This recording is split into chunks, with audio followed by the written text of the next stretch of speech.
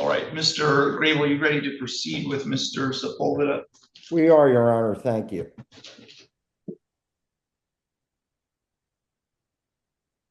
Okay, this is file 23-21463-FC, People versus Ricardo Sepulveda. We are here today for sentencing in this case, and we are proceeding today by video conference. First, let me ask the attorneys to place their appearances on the record, beginning with Ms. Hoffman.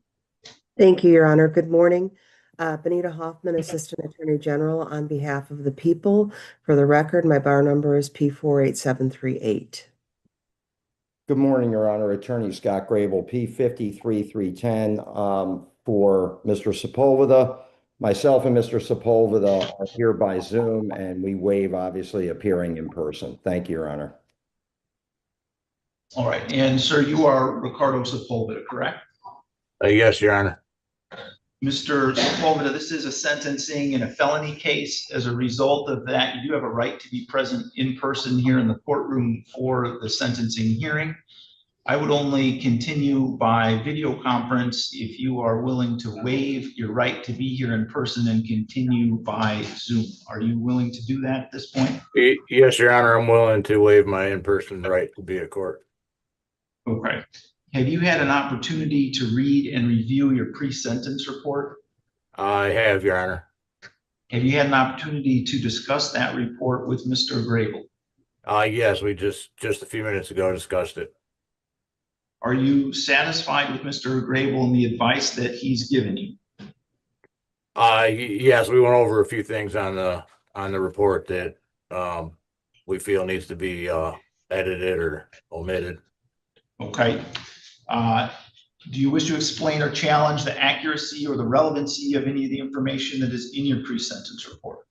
Yes, we definitely would challenge some of the information, the accuracy of the information in there. I would defer to Mr. Grable to explain it. Okay, Mr. Grable.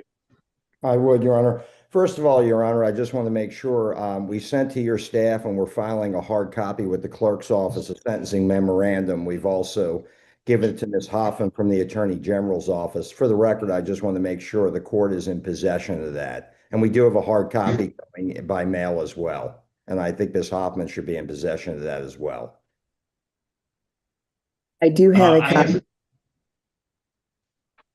Go ahead, Ms. Hoffman. Your Honor, I do have a copy of the sentencing memorandum that was filed by the defendant's attorney. Okay, and I have received and reviewed that as well.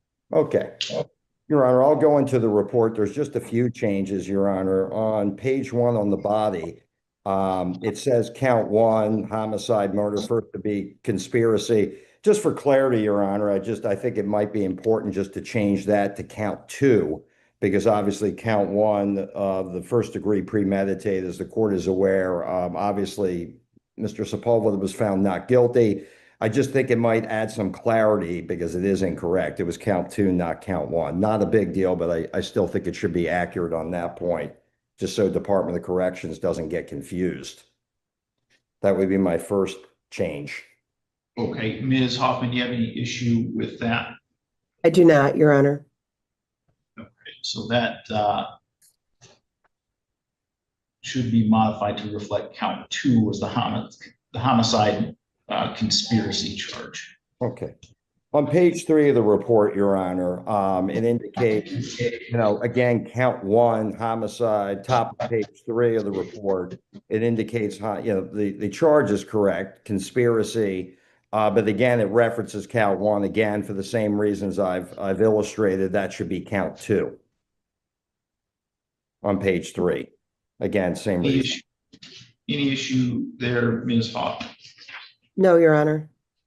And Your Honor, I'll probably reserve argument on it, but I'm going to ask on that paragraph on the top of page 3, I would indicate that, and again, I'll make the argument when the court is ready. It's outlined in my memorandum that Department of Corrections should be aware that Mr. Sepulveda is eligible for parole after the appropriate time period, but I could be more specific, or I can do it now based on the sentencing memorandum. I don't think there's any dispute, but we can come back to that later, Your Honor. I can make some other minor changes and proceed whatever the court's pleasure is.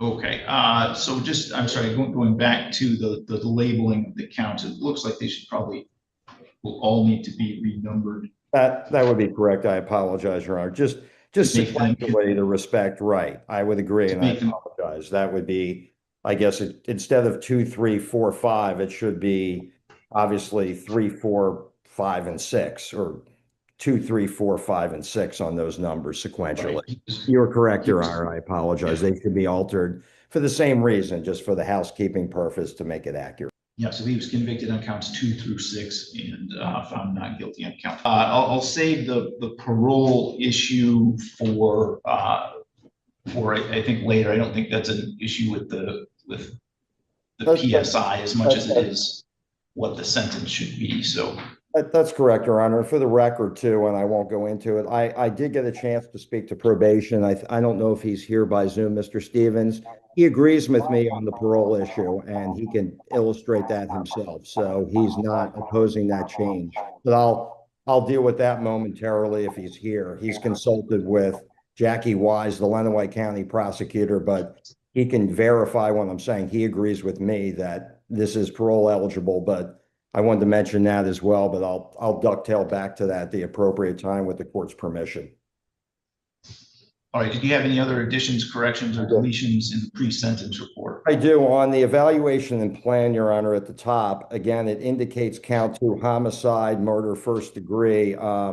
Again, for clarity, I think it should indicate conspiracy to commit homicide. I think it's a little confusing. It looks like it has the correct count number, count 2, but it just indicates homicide, murder, first degree.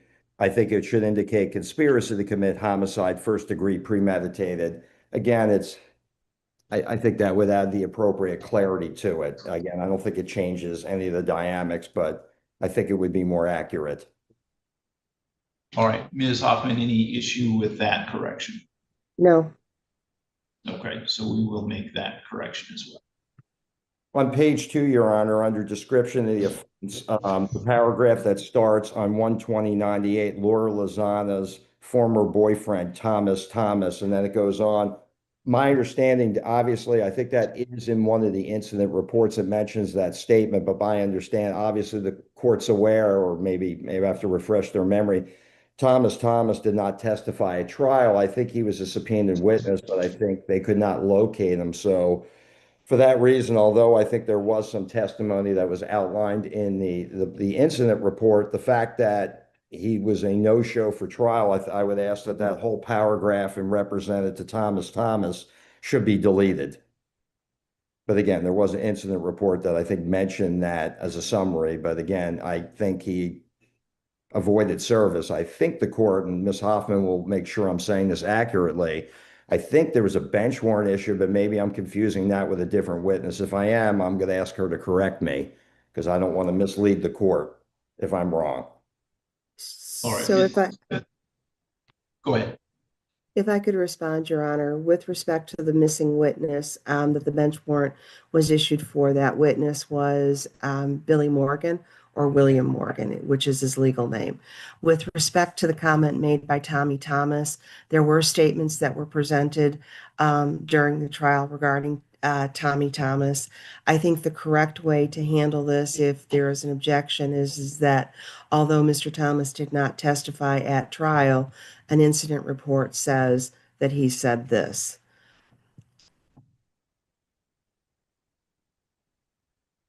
I would agree with Ms. Hoffman that I don't think simply the fact that he didn't testify at trial means that it can't be in the pre-sentence investigation report, because that report can include things other than the trial record. And so I think that the way that Ms. Hoffman has couched that phrasing would be appropriate, to simply indicate that although he did not testify at trial, there is an incident report which says the following. So I would make that correction. Very good, Your Honor. One thing too, and I know we're going to address it, same page right under recommendation narrative, it indicates on count 2, the defendant served life without the possibility of parole. I just wanted to highlight it to the court's attention that obviously I'm going to object to that, but the court wants, if the court makes a ruling that may alter that, I'm going to ask they change that and just to highlight it to the court for later analysis once we're done going through these changes. On the top of page 2, I just didn't want to forget, just to make aware that the court may change that or may not, but I'm saying I want it part of the analysis of changing that, where it says it's defendant served life without the possibility of parole. That should be addressed when the court does address it. I just didn't want to forget that because obviously Okay. thank you, Your Honor. On the same page on 1/16/2002, it says Brahim Dahar, and then it goes on. This may be small. I think Mr. Dahar's testimony indicated during his then that they said there was some statement. He stayed in the summer of '99 while at Laura Lozano's house. Again, this may be quibbling, but I think he testified during trial they were at his house. Again, I don't think it changes anything dramatic, but to be accurate, I think he indicated it was his house. Again, I don't think it changes the dynamic, but factually, I think that's what the trial record indicated under oath. Ms. Hoffman? Could you give that to me again, please? Yeah, I'll clean it up. I think the statement indicates that there was some discussion about this murder. I think they said the meeting took place at Laura Lozano's house. I think Mr. Dihar indicated the meeting took place at his house. I agree that may not be salient to change anything, but I think that's what his trial testimony said. I wanted to be accurate. I don't think it's going to change the nefarious nature of the conversation, but it's just for accuracy. I think it was a trial testimony. So the issue is that the PSI says that the conversation occurred at Laura Lozano's house, and Mr. Grable says that the testimony was that the conversation occurred at Mr. Dahar's house. That's I understand that's not an earth-shaking fact from a relevant standpoint, but Mr. Sepulveda brought that to my attention. I just didn't want to ignore it. Again, I don't think it's going to change the context of anything other than where the meeting. Oh, okay. Ms. Hoffman, do you have any input on that issue? Sure. First, the conversation regarding the plan to commit the murder began in Ohio and continued to Laura Lozano's house, as did Okay, the plan. I'm sorry to interrupt, but you're not talking about the same conversation.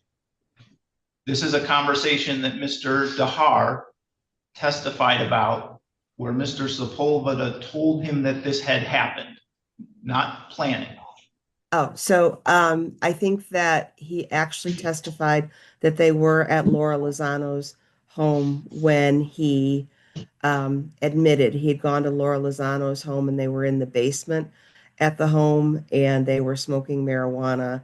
I understand the confusion because the incident report says that it happened at Mr. Dahar's house, but I thought the testimony at trial was that it was at Ms. Lozano's house. I think it's either. I think the best way to put it is that it either occurred at Laura Lozano's or it occurred at Brahim Dahar's.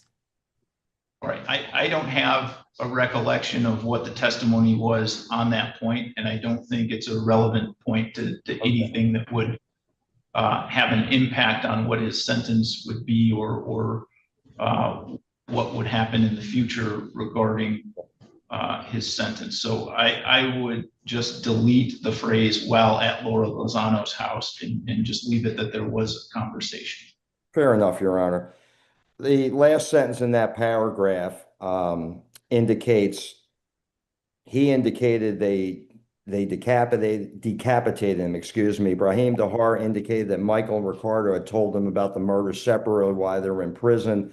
For the record, again, small issue. Mr. Dahar and Mr. Sepulveda never served in prison together at the same facility, so I don't know if there were any reports indicated that they were not in prison together at the same time. Again, not a big issue, but Mr. Sepulveda brought it to my attention, so I'm bringing it to the court's attention. I don't think it's accurate.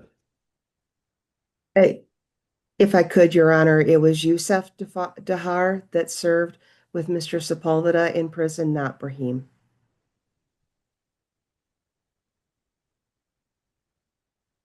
Yusuf right, was so- Fahim's brother. I'm sorry, Your Honor.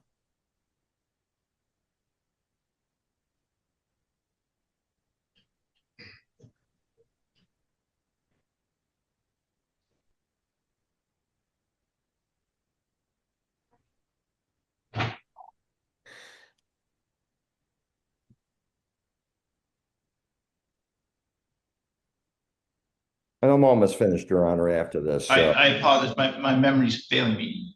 Yusuf Dahar did not testify, right? Yes, Yes, Your Honor. I That's believe he's deceased. I'm sorry. I believe he's deceased. Yeah, yeah. Yes.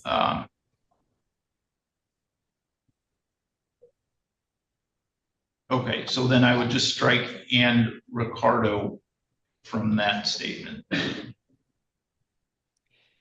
Thank you, Your Honor. With the court's permission, I'll move along quickly to wrap this up. On 42005, there's a paragraph about a call that referenced, I think, a 911 call, which there is an incident report that indicates that Laura Lozano testified, obviously, at trial, and I think it would be inconsistent with what was in the incident report. I think there was some impeachment attempt, but she never acknowledged that. I think, or it was Misty Reynolds who testified. Pardon me, Your Honor. I apologize. I don't think she confirmed she made the 911 call or anything that would indicate the context of that paragraph. So I'm going to ask that paragraph be deleted because although there was an incident report, obviously, I don't think she was impeached at trial. She denied having memory or her memory wasn't refreshed. So I'm just going to ask the court to delete that whole paragraph in reference to this 911 call.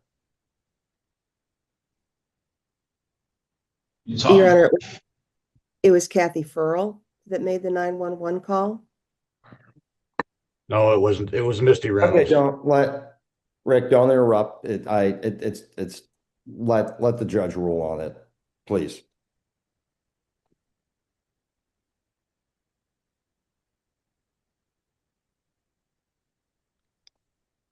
Obviously, go ahead. If I may interrupt, if you look at the incident report, there were a couple of calls to 911. Well, this says Misty Reynolds, obviously, in the statement. So, and whatever the court rules is fine. I just wanted to bring, obviously, it sounds like Ms. Hoffman is not saying it was Misty Reynolds, or that's what the PSI says. All right, there does seem to be at least some error in that paragraph, and I think, again, it only would have tangential relevance. I agree. I'm just going to strike the entire paragraph and leave that paragraph out. Thank you. I'll try to wrap this up. On page 3, Your Honor, third paragraph down that starts on 12/2/16, there's mention of a family wake. And I remember the testimony at trial. They heard Michael state that he witnessed Ricardo kill and dismember a man. I think the testimony at trial from Michael was, or I think there was actually another witness, not from Michael. And the name escapes me, but I think the testimony was your words are words to the effect you're going to go down for murder, MF. I'm not going to say what the court knows what the word MF is. And then I think they said Mr. Sepulveda was silent and didn't respond. I think that's probably more of an accurate rendition of what the testimony was at trial than this statement that was contained in the report. So I don't think that characterization in the report that I referenced is consistent with what was offered at trial by one of the witnesses at the wake. That's it. I agree with Mr. Grable, Your Honor. Okay. So that paragraph should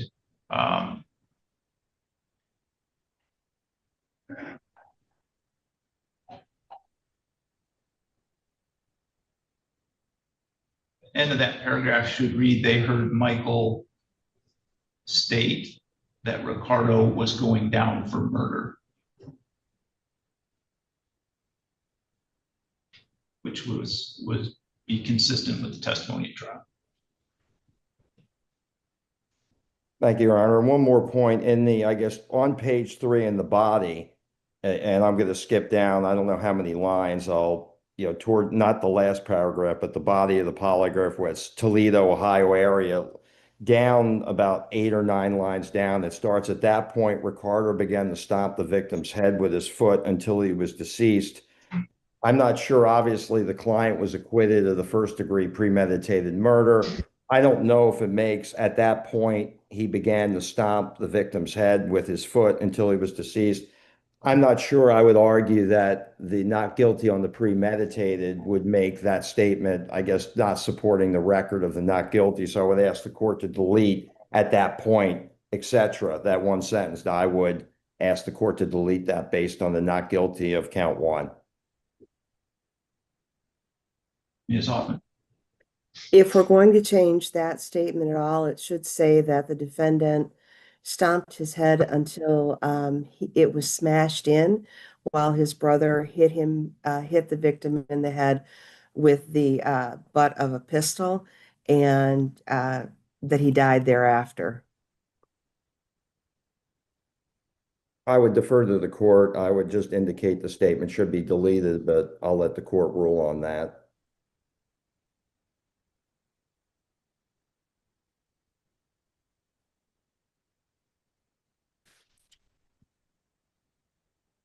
And that's my last change to the report, Your Honor.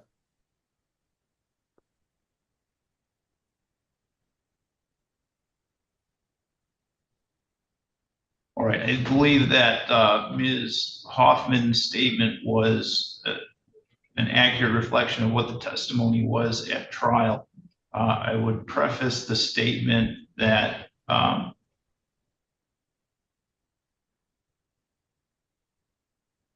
that Michael testified that at that point. And I'm sorry, what was the remainder of?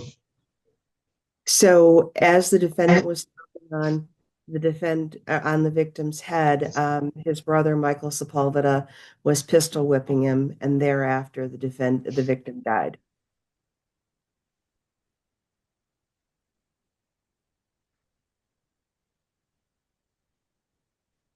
All right, again, with the preface that that is what Michael testified to at trial, that is what I would make that statement.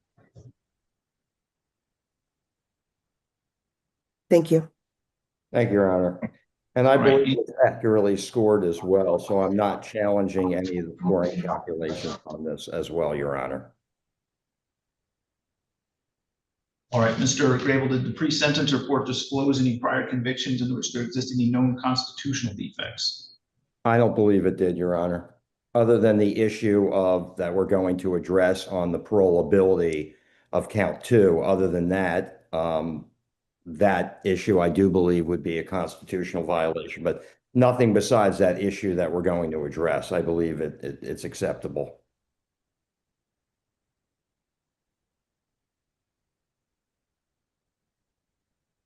All right, and you indicated that you have no issue with the scoring of the guidelines. Is that correct?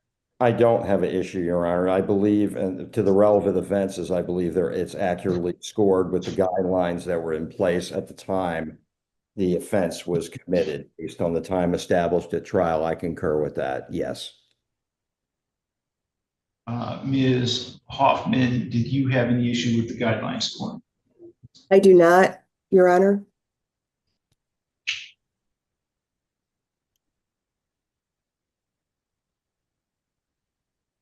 All right, and that was on the assault with intent to maim, 48 to 80 months. I believe that's correct, Your Honor. Yes. Okay, so I have read your brief, Mr. Grable, with respect to the guideline scoring. I will give you a moment at this point if you want to say anything in addition to what you've submitted in writing. I'll be brief, Your Honor. I'm not going to be circuitous. Obviously, I think the memorandum that we outlined illustrates that I think this is a absolutely black and white issue. I did want to add, Your Honor, I did bring this to probation, obviously Circuit Court probation's attention. I believe it was Mr. Stevens. I'm looking for his name in the report. I know it was signed by the supervisor. If I miscite who authored the report, he did contact me a couple days ago, and I don't know if he's in the Zoom meeting room. I'm hoping he is. So he'll confirm what I'm saying. He agreed with me that this is a parolable offense. He indicated that he consulted with Jackie Wise, who I understand is not the prosecutor in this case, of course. She is the Lenawee County prosecuting attorney. He will confirm that she agreed as well. This is a parolable offense. Obviously, the law in place, Your Honor, in 1997, based on the rationale and analysis in my brief, makes this a parolable offense that, in my opinion, should be reflected in the judgment of sentence. Obviously, the law changed on this, I believe, in 2014. Obviously, the court's aware of ex post facto that obviously the punishment that was applicable at the time in 97 would make this a parole eligible offense, and you can't apply retroactively the 2014 modification to the statute. So clearly, this is parolable. I think the case law is clear. I don't think the case, I think Ms. Hoffman gave me a case that was a 1986 case. It doesn't apply or change the rationale here. My position, in my opinion, is crystal clear and correct. I'm sure the court, knowing I know the court's, how the court handles these procedurally, I'm sure the court did a copious review of this. So I'll defer to the court, but I do believe everything in the report that indicates this is not parolable should be modified to parolable, and it should be included in the judgment of sentence. I believe it would be parolable after 15 years. Obviously, it still has to go through the parole board, but it is parolable, in my opinion. I think it's absolutely unequivocally clear based on the case law I cited in my memorandum, which I incorporate. Thank you. Ms. Hoffman. Your Honor, turning first to the issue of parolability, the statute does specify that the defendant is to be sentenced to life in prison. It does not say non-parolable life in prison. So I agree with him with opposing counsel regarding that particular issue. However, that does not automatically mean that Mr. Crawford is going to be eligible for parole or that he's going to receive a shot at parole in 15 years. Michigan Department of Corrections guidance on this says that the person can be considered, but at the time in 1997, the policy of the Michigan Department of Corrections was that life meant life. And part of the reason for that is because a first-degree homicide conviction or conspiracy to commit first-degree homicide, by simple logic, should carry a harsher penalty than a second-degree murder charge, which also carries life for any term of years.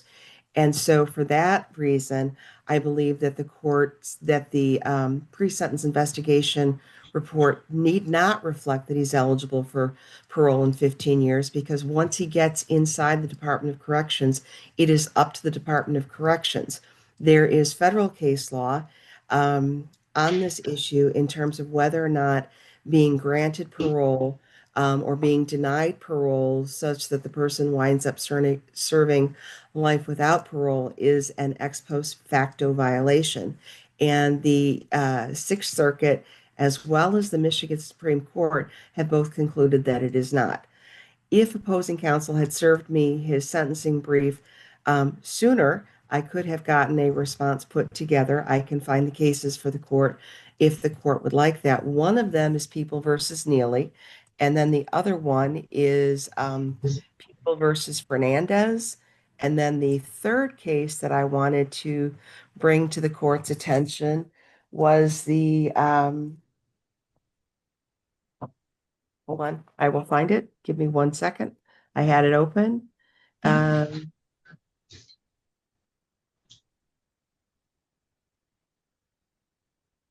one is People versus William Edward Neely, and it is case number 165185, which was issued July 8th of 2024. So And it's then not reported? it is reported. All Michigan Supreme Court cases are reported, Well, Your Honor. can I have the site? I don't think it's been reduced to a site yet, Your Honor, because of the way they publish the volumes. But if you'll give me 1 moment.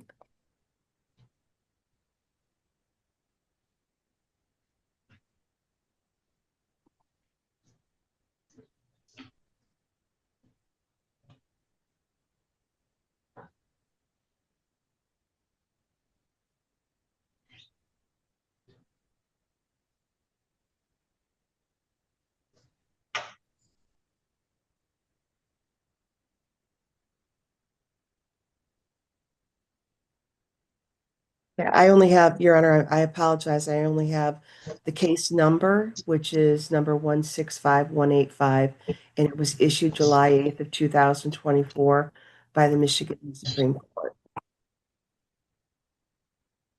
And I'm sorry, what were the other cases that you mentioned? People versus Neely was one, and the other one was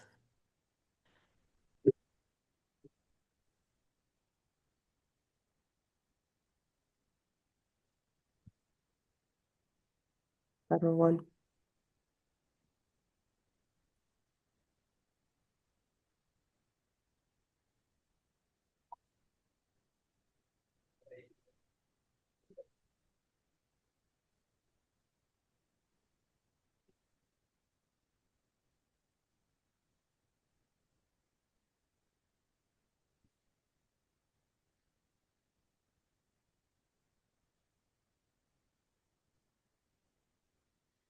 Foster Bay versus Sampson.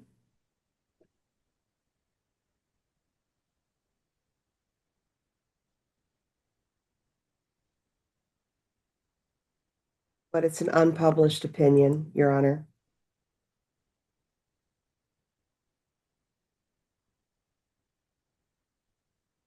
So I guess, let me just see if I can understand clearly, Ms. Hoffman, do you agree or disagree that the court cannot sentence to life without parole? I believe that that is correct. The court can sentence to life and make a recommendation that he not receive parole, but I don't think that the court can issue a sentence of life without parole. And the distinction is that if the court were to recommend no parole, that would be a recommendation that the Department of Corrections Parole Board would receive, and they have the authority to determine whether or not he's eligible for parole or will receive, I should say, whether or not he should receive parole at 15 years. So I'm asking the court to sentence him to life and to recommend that he not be granted parole.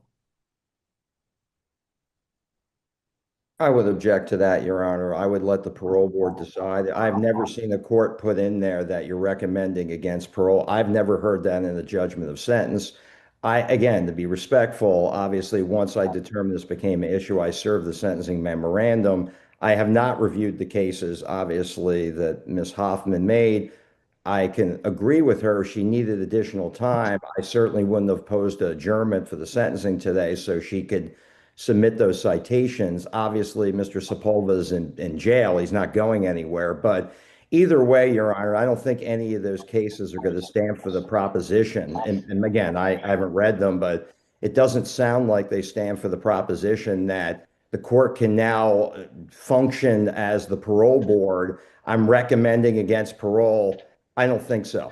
I don't think it's respectfully, I think the court has wide powers, but I don't believe the court should now put their hat on as the parole board to recommend against parole. I've never seen that in my life. I think it should indicate that he has the possibility of parole, and I think that's what the judgment of sentence should reflect, and let the parole board make the determination, not the circuit court. And I say that with respect to this court. I understand they have equitable powers and some plenary powers, but I don't think that language would all be appropriate in the judgment of sentence. I don't believe any case law or anything supports that. But obviously, I'll defer to the court, but I think I'm correct on that issue. Thank you. Your Honor, if the court is inclined to follow Mr. Grable's analysis, then I would recommend that the court sentence the defendant to life in prison and not say anything about its eligibility for parole, and let the Department of Corrections follow its internal procedures and statutory authority when determining whether or not he's eligible for parole. Because there is a distinction between being eligible and being granted, and MDOC has had in the past a policy that did not allow parole for a first-degree homicide offense or for conspiracy to commit first-degree homicide. And it was upheld. it wasn't considered an ex post facto violation of the law for that to occur because the discretion to grant parole is completely within the discretion to grant or deny parole rests with the parole board, although the court can be consulted with respect to whether or not parole should be granted. That was the procedure back in 1997. So to simplify, I'm just asking that the court sentence him to life in prison and perhaps just not say anything at all about parole. I think, I didn't mean to cut Ms. Hoffman off. Were you finished? I didn't want to cut off your thought. As to the parole issue, yes. Okay, that's fine. Judge, the only language I put in there in my memorandum, I think I think it speaks succinctly. Mr. Grable, I apologize for interrupting, but I've read the memorandum and so the continued back and forth at this point, unless you have something new is not, is becoming cumulative. So. Okay, fair enough. Your Honor. I think it should say is the life set that. Okay, thank you, Mr. Grable. Thank you. I know what you think it should say. All right, well, I won't say anything further. I think the court certainly is aware of the argument. Thank you, Your Honor. What is clear to the court is that the law as it existed in 1997 is the law that the court has to apply in sentencing today. At that time, as Mr. Grable has pointed out in his memorandum, the law did not have a provision for sentencing a person to a life sentence without parole. And so the court does not have the power to sentence Mr. Sepulveda to a life sentence without parole. And that is how the court is going to operate today. I'm not going to get into what the policies of the Michigan Department of Corrections were in 1997 because it's not my job to make or apply those policies. It's the job of the Michigan Department of Corrections to apply those policies. So that's how I intend to treat this matter. Did you have other issues you needed to address, Mr. Gray? No, Your Honor. I just want to make sure with the court's guidance, what areas of the pre-sentence investigation report that's modified to reflect the court's ruling. And I'll let the court put on the record what they want to change. I've noted a few places that I think would hopefully, and I'll let the court decide, should effectuate what the court just said. To the extent that the report has any indication of the sentence being without parole, I would omit any such references. And I think, obviously, I've highlighted the areas, Your Honor. I'm not going to repeat them as long as it's notated in the final version. I just want to make sure that doesn't add any. I think you were crystal clear. I just want to make sure the report doesn't confuse Department of Corrections because we may potentially be revisiting the issue in 15 years. And I think as long as the court makes the notations, I'm certainly satisfied with that, Your Honor. I think the ruling was, you made it clear. Other than that, Your Honor, I won't take up the court's time on this issue. I think it made its ruling. All right, Ms. Hoffman, did you have any additions, corrections, or deletions? I don't believe I ever asked you that question. No, Your Honor, I don't. All right, before the court passes sentence, then, Mr. Grable, is there anything you want to say on behalf of Mr. Sepulveda? Well, Your Honor, the court heard lengthy testimony. So as far as allocution, I'm simply going to ask the court, other than the modification for the parole, to follow the recommendation, Your Honor. I don't think there's much that can be said that isn't said in the pre-sentence report. So I'm just going to ask the court to follow the recommendation, Your Honor, obviously, other than the parole modification that the court has opined on. Other than that, Your Honor, I'm not going to say anything else. Thank you. Mr. Sepulveda, is there anything that you would like to say on your own behalf before the court passes sentence? No, Your Honor. Your Honor, I'm sorry. Do we have a concession that there is a prior felony conviction for the purposes of the habitual offender supplement? It's referenced in the report. Opposing counsel didn't object to it, but I want to make sure that that's established. I believe it's established, yes. Thank you. I do wish to allocute if the court would allow. Go ahead. Thank you. Your Honor, this was a horribly gruesome crime that was related to drug trafficking in Southeast Michigan and Northwest Ohio. In all of the things that the court has to consider, one of the things that is significant is that this victim was kidnapped from Ohio and brought to Michigan, where he was brutally murdered and then dismembered. The defendant's conduct was clever, it was calculated, it was goal-oriented, it was plainly premeditated. He scattered the evidence along with his brother in a way that made it impossible for law enforcement to identify who the victim was, and which successfully kept his involvement in the crime hidden for several decades. The savagery of the crime is just beyond explanation. To imagine being kidnapped, hit over the head, stabbed, taken into a field, stomped out, hit with a pistol, and left for dead, and then to have them come back and say, oh no, that wasn't good enough, we have to go back, and then cut off his head and cut off both of his hands so that no one could identify him. And to make matters worse, they further desecrated the body by pouring some sort of a solvent, bleach, possibly Drano, over the victim's body so that no trace evidence could be found, so that no identification of this victim was possible. And here we are, several decades after the offense. We still don't know who the victim is. We don't know the true identity of the victim. Somewhere, whether they're good law-abiding people or not, there is a family that needs to know who this victim was so that they can know for sure what happened. And perhaps the worst part about the crime, in addition to the severity of it, the brutality of it, is the unlawful motive it served to achieve, and that is to avoid paying a drug debt to a cartel.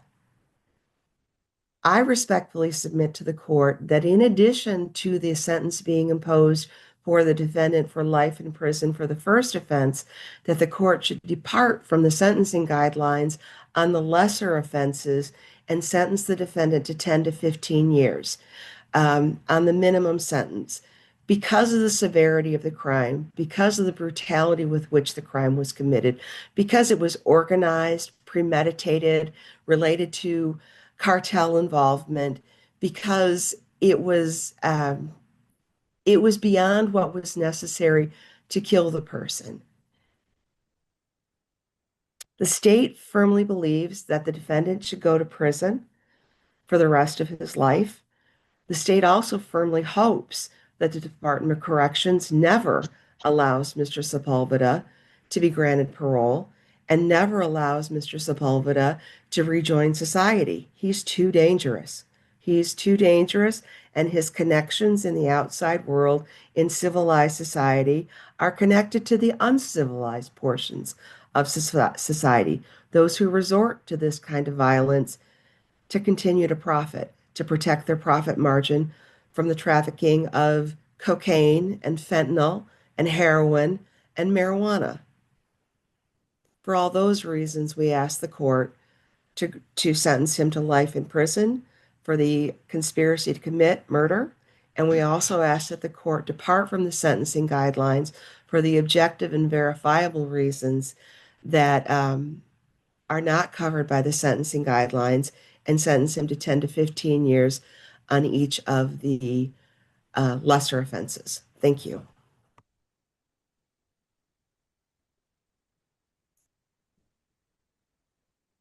In determining the appropriate sentence in this case, the court has considered the seriousness of the offenses, your history, the principle of proportionality, the statutory penalty, the cost of confinement, the report and recommendation of the probation department, as well as what's been said on the record today. The criterion reasons for the sentence are the nature and gravity of the offense, the discipline appropriate to their commission, deterrence against repetition by you and by others, vindication for the law, and the protection of society. Mr. Sepulveda is 53 years old and has been convicted of conspiracy to commit homicide, first-degree murder, assault with intent to maim, 2 counts, and tampering with evidence, 2 counts. Court obviously sat through the trial and heard all of the testimony in this case. And I would agree with Ms. Hoffman that this was a particularly gruesome offense, the likes of which I certainly have never seen before in my time on the bench. And it resulted in the death of a person who is still unknown, at least to us. And somewhere in this world, there are people who have grieved the loss of a son or a brother or a husband or whatever relationships that this person has when he was murdered. It also occurred in the context of a drug dealing operation. And so there was, although not charged in this case, testimony of significant other criminal activity that was going on,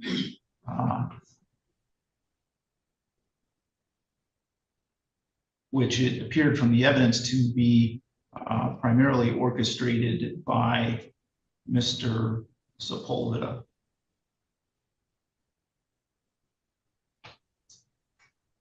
In looking at the guideline scoring on the assault with intent to maim charge, the guidelines ended up at 48 to 80 months. I would note that the offense variables were scored at 115 in this case. And when we look at the severity levels as they go up, we're well beyond the top, the minimum score for the top level of the offense variables. And I think that speaks to, again, the gruesome nature of the crime and what occurred here. With respect to the conspiracy to commit homicide case, I've stated it already, but the law that applied in 1997 is the law that applies to this case. In 1997, the law had no provision for sentencing a person to life without possibility of parole. It simply said that a person guilty of this particular crime would be sentenced to life in prison. And so that will be the sentence of the court on count 1, that Mr. Sepulveda be sentenced to the Michigan Department of Corrections for life with credit for 878 days served. There is in that file, $130 crime victims' rights fee and $340 state cost. With respect to the remaining counts, the 2 counts of assault with intent to maim, which include a habitual offender, as well as the 2 counts of tampering with evidence. I do believe in this case that the guidelines do not adequately address the particular circumstances of Mr. Sepulveda, and they do not adequately address the circumstances of this crime, particularly the gruesome nature of not simply murdering a person, but in the context of doing that, also kidnapping that person, taking them across state lines to try to conceal, finish the job, essentially. Try to conceal the body, and then come back later and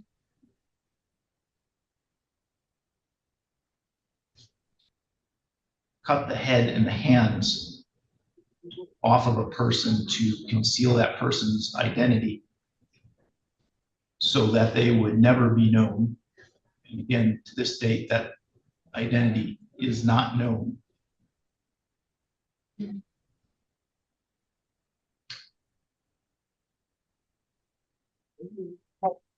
I think that goes far beyond and is more heinous, more savage, more gruesome than even the vast majority of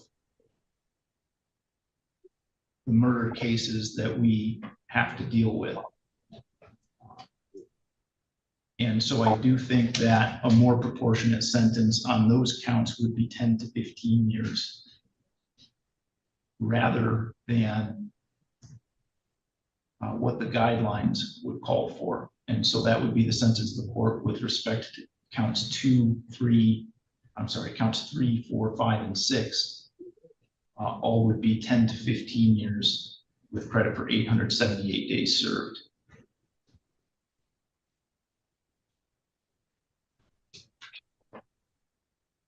Those sentences are all concurrent with each other.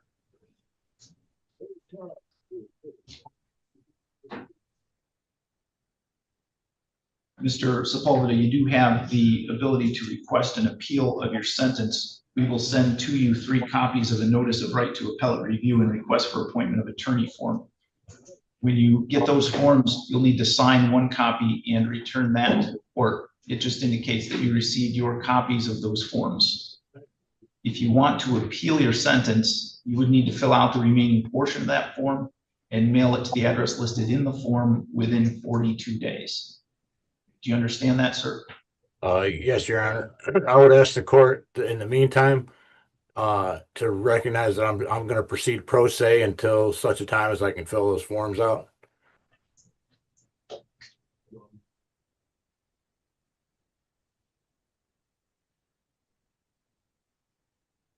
Following today's hearing, I mean. All right. That is fine. If it's your wish to represent yourself at this point until you get those forms, that is your right. Your Honor, could I also ask the court, I don't know if this is the proper time or not, to provide me with a copy of the trial transcripts and any of the evidence exhibits? I think those might have been ordered, but I will check, and if they have not, we will enter an order for those to be prepared. Thank you, Your Honor. All right. With that, then you can let the officer that's with you know that you are done with court for today. Oh, one last thing, Your Honor. We haven't you haven't talked about court costs or anything like that? I think he did. I think the court indicated there was 133.40. Obviously, for the record, the client's indigent, Your Honor, but obviously the court's ruled on that, but I think I'm not going to address that other than these indigents. Okay, so I guess just for, could you please repeat what my total costs are or whatever, Your Honor, just so I have a clear understanding? The crime victims assessment is $130, and there's a state cost of $340. And where do I pay those to, or is there any possibility of getting? I can advise you on that after. Is there a possibility of getting any of those costs waived or reduced? So I've waived all of the costs that can be waived and assessed the ones that I'm required to assess. Okay, understood. Thank you, Your Honor. All right. So if that's all, then you can let the officer that's with you know that you are finished with court. All right. Thank Thank you, you. Your Honor. Thank you, Mr. Gravel. I appreciate it. Thank you, Judge. Thank you, Ms. Thank you, Howell. Your Honor.